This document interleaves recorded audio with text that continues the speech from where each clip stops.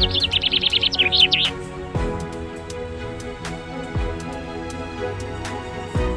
ายดีท่านผู้ชมที่เคารพวันนี้บ่าวน้อยก็จะนำพาท่านมาเที่ยวอีกหนึ่งมุมมองของการท่องเที่ยวอยู่ในนครหลวงเวียงจันทร์คือว่าเป็นการท่องเที่ยวในวันพักผ่อนที่ว่าซิ่วๆเนาะคือว่าเป็นการท่องเที่ยวที่แบบเบาๆเบิ่ง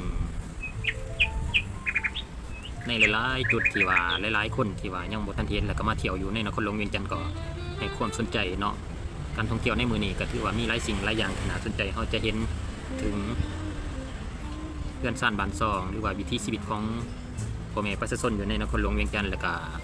บูหานสถานหรือว่าอาคารบ้านซองต่างๆที่ว่าเก่าแก่แล้วก็พิพันกับประวัติศาสตร์เมืองเวียงจันทร์ในหลายๆจุดสถาปัตยกรรมต่างๆและก็สิ่งปลูกสร้างใหม่ๆเกิดขึ้นที่ว่ากลมกลืนผสมผสานกับการเติบโตการพัฒนานครหลวงเวียงจันทร์ในยุคใหม่เอาเป็นว่าเข้าไปติดตามเบิ่งภาพบรรยากาศต่างๆที่บ่าวน้อยพาเลาะเที่ยวเลาะส้มอยู่ใน EP นี้หรือว่าคลิปนี้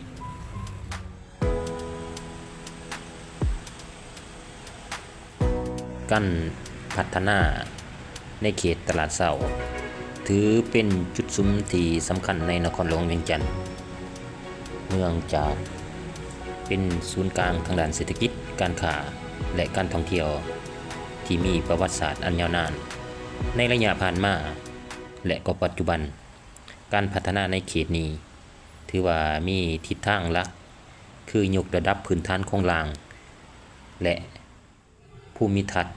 ปรับปรุงลักษณะให้มีการปรับปรุงพื้นที่อ้อมหอบให้มีลักษณะความเป็นระเบียบเรียบร้อยหลายขึ้นเพื่อรองรับนักท่องเที่ยวและการสัญจรที่หนาแน่นการจัดสรรระบบการจราจรเนื่องจากว่า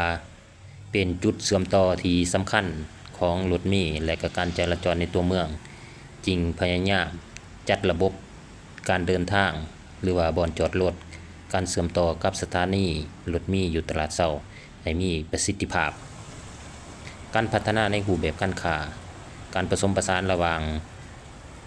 ดั้งเดิมและความทันสมัยเขตตลาดเช้าได้รับการพัฒนา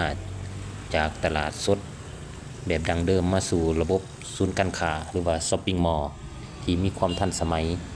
การพัฒนาในเขตนี้มักจะเกิดขึ้นกับแผนแม่บทของการพัฒนานครหลวงเวียงจันทร์เพื่อให้สอดคล้องกับการขยายตัวของตัวเมือง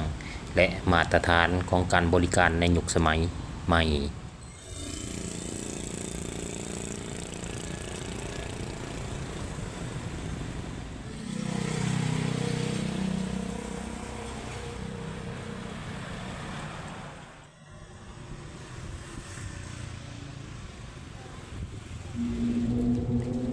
จุดนี้ก็เป็นอีกหนึ่งจุดที่ว่าแปลกหูแปลกตาเนาะเพราะว่าจะมีรูปภาพอยู่ในผนังกำแพงนั้นก็คือสถานทูตของอเมริกาเนาะก็จะมีการแต้มรูปภาพใส่เกี่ยวกับการรักโลกรักสิ่งแวดล้อมเนาะการกำจัดขี้เหงื่อการปลูกต้นไม้ต่างๆถือว่าจุดนี้ก็อากาศซุ่มเย็นเนาะเนื่องจากว่ามีต้นสามสาขนาดใหญ่ที่ว่าอายุหลายสิบปีน่าจะอยู่ระหว่าง 45-50 ปีเนี่ยต้นสามสาถือว่าให้ความร่มเย็น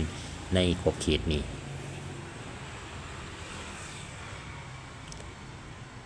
ถือว่าอาคารที่เห็นอยู่ด้านหน้าก็ถือว่าเป็นอาคารสร้างขึ้นใหม่เนาะอยู่ในถนนแห่งนี้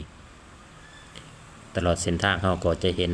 การค้าขายเนาะก็นี่ก็คือโลหมากสมเนาะของพ่อแม่ประชาชนที่ว่ามาจอดขายอยู่กองห่มไม้ตอนนี้เราก็ย่างมาหรือว่าเดินทางมาไกลจะหอดฐานดำแล้วเนาะสิ่งที่ท่านเห็นทางหน้านั้นก็แม่นฐานดำเนาะถือว่าเป็นโบราณสถานที่เก่าแก่ที่ว่ามีประวัติความเป็นมาติดพันกับเมืองเวียงจันทร์